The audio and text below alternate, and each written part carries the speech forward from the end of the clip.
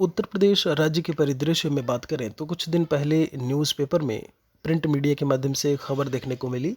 27,931 परिषदीय स्कूलों में 50 से कम विद्यार्थी होने पर बीएसए को नोटिस।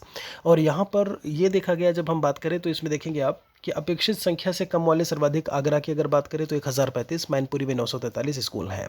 फिलहाल छात्र संख्या कम होने पर सभी जिलों के बेसिक शिक्षा अधिकारियों को नोटिस जारी कर जवाब मांगा गया है। छात्रों की घट रही संख्या जो है वह चिंता का विषय है। तो ऐसे में एक चीज़ ये देखने को मिली, आप दो तरीके से यहाँ पर एक जब हम कंक्लूजन को लेकर के बात करें तो दो निष्कर्ष निकल रहे हैं। एक ये निष्कर्ष निकल रहा था, चूंकि लोकसभा चुनाव के बाद जिस तरीके से योगी बाबा एक्शन में आए, 2-3 दिन में आपने देखा बैठक हुई और उसमें ये कहा गया कि रिक्त पदों का ब्यौरा दिया जाए। वह बात अलग है कि शिक्षा विभाग ने 2 साल पुराने रिक्त पदों को दे दिया।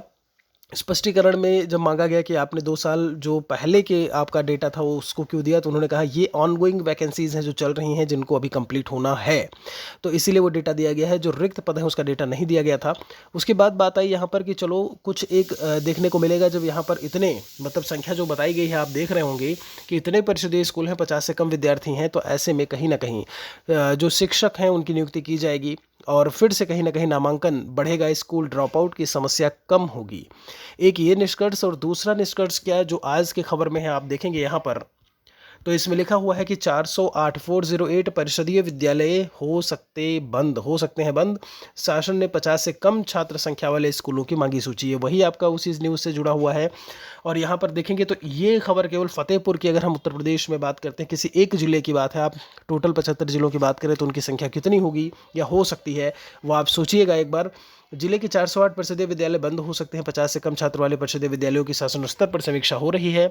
ऐसे में इन विद्यालयों के संचालन पर खतरे के बादल मंडरा रहे हैं।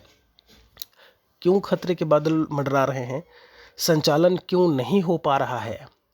आप सभी को पता है, सरकार को भी ये बात पता है, लेकिन सरकार की आखिर मंशा क्या है? तो जैसा कि मैंने बोला कि 2027 में जो है कहीं ना कहीं जो जनता है वो अपनी मंशा ऐसे में दिखाने के लिए बिल्कुल से हम यूँ कहें कि आतुर भी रहेगी और प्रतिबद्ध रहेगी, या फिर यूँ कहें कि वो उसे दिखाना ही पड़ेगा।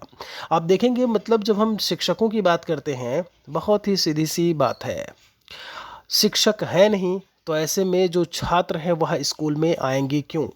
वह आकर के स्कूल में पढ़ाई क्यों करेंगे? स्कूल ड्रॉप आउट की समस्या तो रहेगी ही रहेगी। फिर आप नामांकन को आप ढिंढोरा पीट रहे हैं कि हमने इतना नामांकन करवाया, राइट टू एजुकेशन में ये बात होती है, वो बात होती है, सारी चीज़ें आपने की, लेकिन जब हम नियुक्तियों की बात करते हैं, नए शिक्षकों की नियुक्तियों की बात करते हैं, तब आप क्या कर रहे हो कि डेटा ले करके कि यहाँ से 50 से कम स्टूडेंट हैं, इन विद्यालयों को आप क्या करिए, क्लोज कर दीजिए, बंद कर दीजिए, बात खत्म, शिक्षक भर्ती देनी ही नहीं है। आप अपने नेबरिंग स्टेट की बात करें, बिहार राज्य की बात करें, आज ही डेटा जारी हुआ है, लगभग 2,17,000 पद, अभी भी इतनी सारी भर्तियां देने के बाद, पदों पर भर्ती देने के बाद भी 2,17,000 रिक्तियां अभी हैं। शिक्षा विभाग की केवल मैं बात कर रहा हूं, टोटल लगभग 4.5 लाख से भी ज़्यादा, 4.25 लाख भर्तियां हैं जो सरकारी विभाग में होनी है। लेकिन हम उत्तर प्रदेश की बात करते हैं, सब कुछ शिथिल है रोजगार के मामले की अगर हम बात करें। यहाँ पर आप देखेंगे जिले भर में कुल 2,122 परिषदीय विद्यालय हैं। 50 से कम वाली संख्या की बात करें तो उसमें कितने कॉम्पोजिट हैं, प्राथमिक कितने हैं और कितने उच्च माध्यमिक हैं, उनके बारे में यहाँ पर चर्चा की गई है। और फिर कई सारे यहाँ पर ब्लॉक भी दिए हैं, उनकी संख्या के बारे में चर्चा की है, बच्चों की संख्या कितनी है वो उसके बारे में चर्चा की है।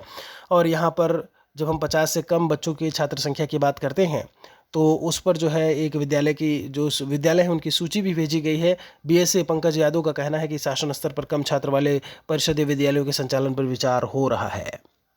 तो जब हम बीएसए की बात करते हैं किसी भी स्तर से, तो ये ऐसे में क्यों नहीं अनुशंसा, ऐसे में क्यों नहीं, ऐसे में अनुरोध या जो भी है करते हैं कि भाई यहाँ पर भर्तियाँ होनी चाहिए, या अपना एक पत्र क्यों नहीं अपनी तरफ से जारी करते हैं कि अगर हम बुनियादी शिक्षा की बात करते हैं, या तो आप ये कह दो कि सभी के सभी भारत में अमीर हो चुके हैं, किसी को भी ऐसे में उस लेवल की शिक्षा की ज़रूरत नहीं है, सबके सब कॉन्वेंट में जा सकते हैं। तो ऐसा तो अभी भारत हुआ नहीं है अपना।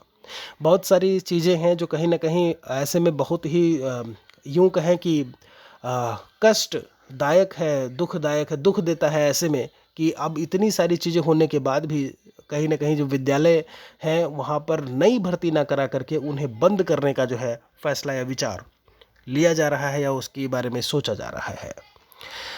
अपने भी विचार आप कमेंट सेक्शन में लिख सकते हैं एक लाइन में। एक और वीडियो के साथ में जल्दी मिलेंगे।